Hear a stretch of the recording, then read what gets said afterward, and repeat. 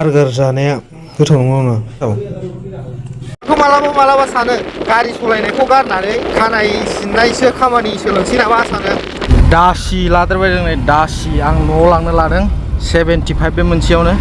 गुडनेसफोरनि ओंख्रि बियो। दाबो लागायखांनानै दासो जिसिबि मोनदों 500 थाखानो बेखौ लागायनायनि मोनसेयाव।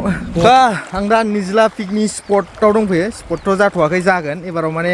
प्लानिं बानायबाय। हनुमान गेट लागाव हनुमान गेट कम्पानिनि गारिखौ बिदि लाबोजोबना मा जाबावनांगौ गैलालै अबस्था गाज्रि खालामजोबना होबाय आंखौ। हेल' लोगोफोर नोंथांमोनखौ बरायबाय दिनैनि गोदान दिननि आंनि गोदान ब्लग भिडिअ'आव। दिनै आं एसे खोलाहा थांनो ओंखारदों काजलगावसिम थांनाय जागोनदां एसे खामानि दं। दिनै सानडे जोंना डिउटि दंमोन माने कम्पानियावलाखौ सानडेआवबो दा डिउटि मावनो होबाय। बिराद हेभि खामानि जागासिनो माने डेटआ फैबाय जाहैदों थाब फोजोबनांगौ थाब क्लिन खालामनांगौ। जोंना दा फोसाबनायल' नालाय एयारपर्ट भुटान जिथु इन्टारनेसनेल एयारपर्ट बानायदों बेखौ माने फुरा क्लिन खालामजोबनाय नालाय जोंना खामानिया। बेखौ फोसाबखांबाथाय माने बिल्डिं सिल्डिं जासिगोन आरो रानवे माबा माबि बानायसिगोन। बेखायनो बिराद हेभि खामानि। दा डिउटियाबो 12 घन्टा जाबाय फुंनि 7टानिफ्राय मोनानि 7टासिम जाबाय आरो भुटाननिसो दै इण्डियानिबा 6:30 जाबावो। दा ब्लग भिडिअ बानायनो मानो जेबो टाइम गैया सानडे मानि डिउटि खालामबाय आरो। थ' जोंनाथ' हायारनि गारि नालाय जोंना माने गोसोबायदि आरो थाङाबाबो हायो मावाबाबो हायो मालिकनिसो लस जागोन नालाय। खिन्थु कम्पानिनिबा कम्पानिया सुटि थानो होआखै दा सानडेआवबो डिउटि आरो जोंहा थांनो हायाखिसै दिनै। बिराद हेभि खामानि सोलिगासिनो बेखायनो भिडिअ सिडिअबो लाबोनो सम गैया बिराद जारला जाबाय। दिनै एसे दस्रा टाइपनि ब्लग बानायनो सानदोंमोन एसे शपिं बायदिसिना थांनानै एसे बेरायनायनि प्रग्राम खालामदोंमोन। दा पेमेन्टआनो गैबावा दिनै पेमेन्ट जाबावाखिसै। दा दिनैहाय 16 थारिख 16 नभेम्बर दासिमबो पेमेन्ट गैया। कम्पानिनाथ' जाबाय दाखालि 10 थारिखआवनो जादों जोंना पेमेन्टआ दिनैसिमबो जायाखै। मालिकआ माने बेलेग साइडआव दंहैयो नामानो बेखायनो हिसाब खालामनो टाइम मोनाखै नामा होनदों साइट गोदान नायदों ना मानो। स' बिनि थाखायनो पेमेन्टआ लेट जाबाय जोंना बे मासावहाय 16 थारिख जागुलायबाय पेमेन्टआ गैया। दिनै माने पेमेन्ट जायोमोनबा एसे बेरायनानै नोंथांमोननो मोजां जायगा देखायनो सानदोंमोन दस्रा टाइप एसे ब्लग लाबोनो नंदोंमोन नाथाय जायाखिसै पेमेन्ट जायैनि थाखाय थांनो हायाखिसै शपिं टपिंबो। ओरैजाय नै सेन्देलफ्रा अबस्था गैला जजोब्बाय जुथायाबो नै 200 थाखानि जुथा बेखौनो गानलांसै पेमेन्ट जाबासो एसे बायनोसै। मट' ब्लग खालामनानै थांनोबो बे केमेरा माउन्टखौ खेवलाय मालाय जायो माने भुटानाव लगायनो होआखै। दाखालि आं लगायनो नागिरदोंमोन मट' ब्लग बानायनो होननानै केमेरायावहाय बे ग'प्र'खौ लगायनो नागिरदोंमोन ओमफ्राय बे माउन्टखौ नुनानै सोंदों मा बुस्थु बेलाय बेयाव आलाउड गैया दै केमेरा होनना बुंदों बेखायनो खुलिफिनबाय आं। दा माउन्ट खालामलाय मालाय बिराद टाइम लायो बेखायनो मट' ब्लग जानाय नंला दे मट' ब्लगबो खालामनो सानदोंमोन नाथाय प्लानिंआ केन्सेल जाबाय बेबो। दा टाइमा 1:37 जाबाय बेलासिनि। फुङावनो थांनो ओंखारदोंमोन हास्लाबाखिसै फुङाव खानाय सिनजानो लाइन थाहैनानै बिराद गोबाव लेट जादों। दिनै रबिबार माखासे बर'फ्रा दखान खुलिया दिनै माने चार्चआवहाय थाङो गिर्जायाव। बिहारिनि दखान मोनसेल' दंमोन बिहारनिफ्राय फैनानै माबायदि खानाय सिनबाय नै जोंनि बर' गामियाव जोंनि जायगायाव।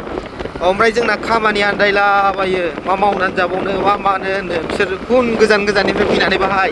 खानाय सिननानै खामानि मावनानै फैसा खामायनानै बिसि फिसा फोथाङो न'आव फाथायहरो। जोंना लाजियोबो खानाय सिनग्रा जानो नापित जानो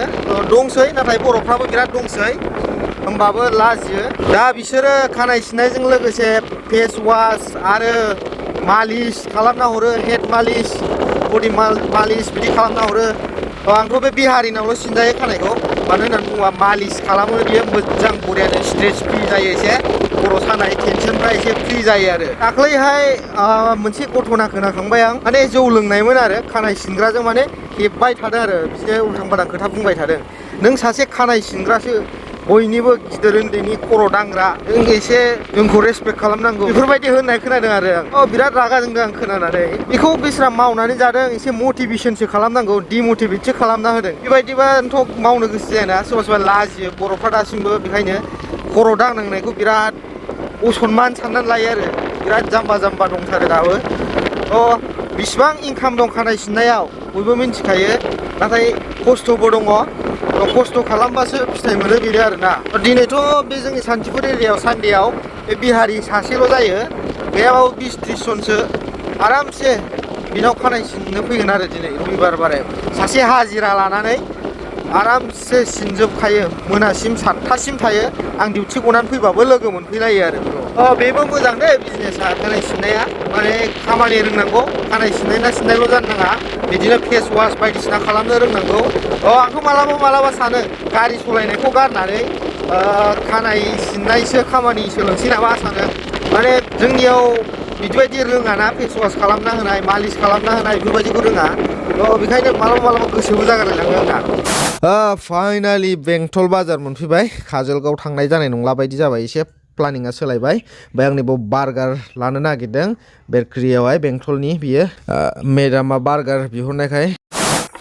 केन्सेल जालायबाय काजलगावआव थांनाया बेंकनि फिसा खामानि दंमोन प्राइभेट बेंकआवहाय PPF एकाउन्टाव एसे प्रब्लेम जादों बेनि थाखाय थांनो नागिरदोंमोन आं दिनै सेकेन्ड सानडेखाय बन्द' जाहैदों फार्स्ट सानडेआवल' खुला ओमफ्राय नै बेंटलाव मोनसे मोजां बुस्थु मोनबोबाय आं दाख्लैनिफ्रायनो नागिरगासिनो आं बायनो बेखौ बार्गार जानाया गोथाव नङा नङा गोथाव आं दा निजला पिकनिक स्पटआव दंफैयो स्पटथ' जाथ'वाखै जागोन एबाराव माने प्लानिं बानायबाय जाजोब्बाय पारमिसनबो जाजोब्बाय देग्लाय नाथाय दानि यां जेनेरेसनफोर बिसोरसो सलायगोन थ' एबारनि कमिटिया बेलेग सिगांनिया बेलेगमोन दानिया गोदान बडि बानायबाय स' गोदानै बानायफिनजाबाय देग्लाय रुल्सफ्राबो दस्रा जागोन एसे डिजाइनफ्रा माबायदि बानायगोन स' नोंथांमोना कमेन्टआव खोन्थाबानो जाबाय माबायदि नांगौ माबायदिखौ फसायो नोंथांमोनहा डेक'रेशना एसे कनफिउस जाबाय थादोंमोन गामिनिफ्राय बानायगोन ना बानाया होननानै दा माखासे दस्रा सानो स' एसे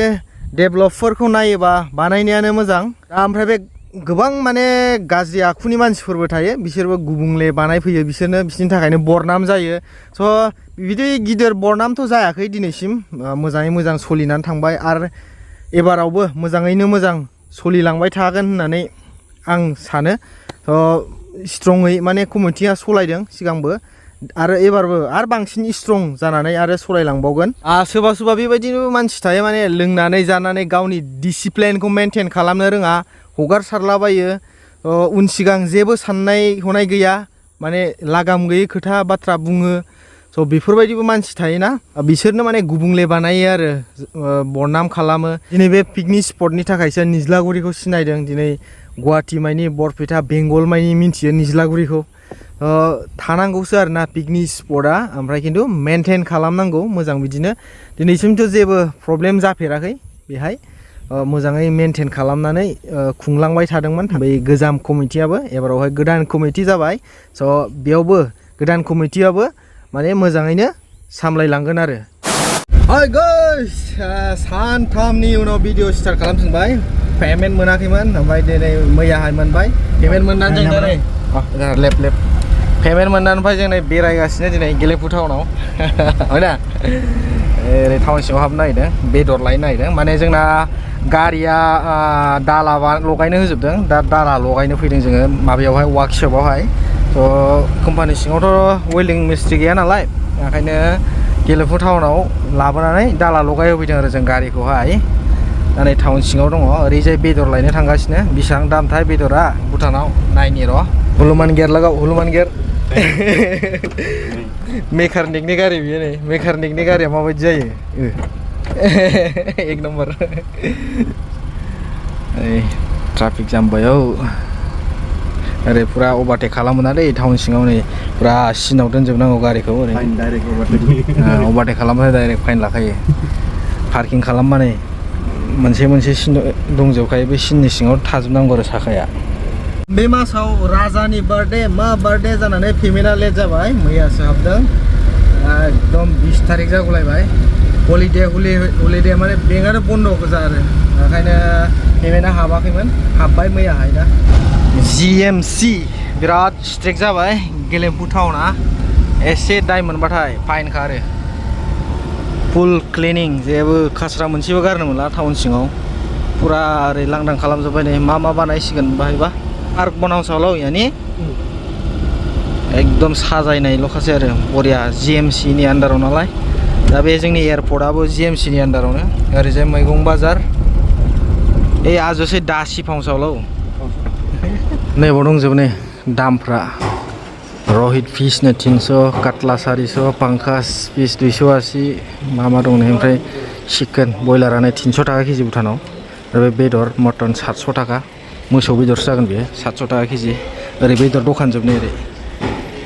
ओरै सेस लाइन बेदर दखान जोब आरो मैगं बाजारनि लास्टआव दे बेदर दखाना बिनिया दानि बे मैगं बाजार बियो बिल्डिं गोजौआवहाय मैगं फानो बिल्डिं ओमफ्राय ओरैजाय माबा आरो बेदर दखान जोब ओरै लाइन सेसनो दासि लादेरबाय जों नै दासि आं न'आव लांनो लादों 75 बे मोनसेयावनो गुडनेसफोरनि ओंख्रि बियो हजोंहाय मेसाव ओंखाम संग्रायाव बेखौ संबाय थायो ओमफ्राय गोथाव मोनजायो आरो गोखै एसे ओंख्रियाव होनांगौ बेखौ चीज होदेरनांगौ जाहैदों 75 लाबाय मोनसेल' लादों आवलिगोन नामाथाय माबायाव फ्रिजआवसो दोनदोंमोन दा स्कुटियाव सोना गालांसै पेट्रल पाम्पआवहाय न'फ्रा नै बिथिंजायनिया गेलेमफु टाउननिया साफा लाखिजोबनांगौ फुरा गभर्नमेन्टआनो साफा लाखिनो थिनखायो आरो बिसिना वेल्डिं बानायगासिनो नै बेना माने गावदोंल' नै बाहाय दालाया दंखायो जोंनासो दाला गैया गंनै गारिया दा गासिबो दिनाव मोनसे लाबोबाय थासिगोन दाला बानायनो जोंना 15था दं नालाय 15थायाव 8थासो दंदां दाला खुलिनाय नैबे गंसे ओमफ्राय नैबे आंनि गंसे फुरा दाला गैजोबा जोंनिया दिनाव दा गंनै फाथायहरबाय थासिगोन जाहैदों कम्पानिया खारहोला बानायनो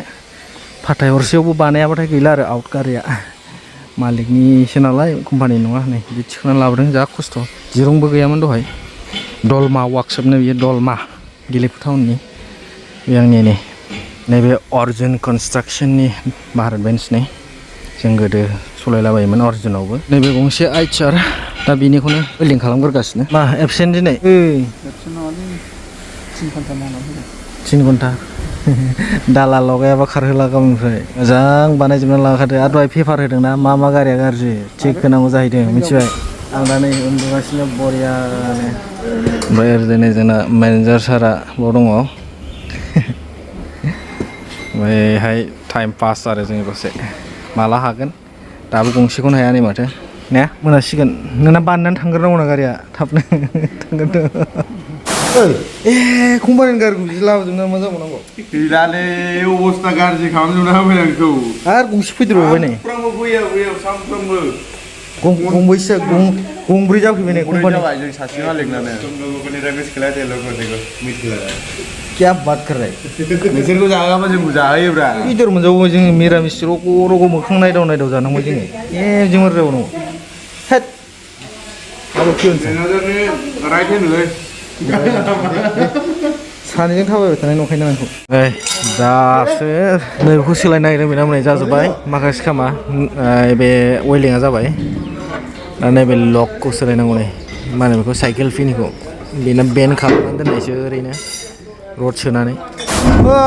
दाबो लागायखांनानै दासो जिसिबि मोनदों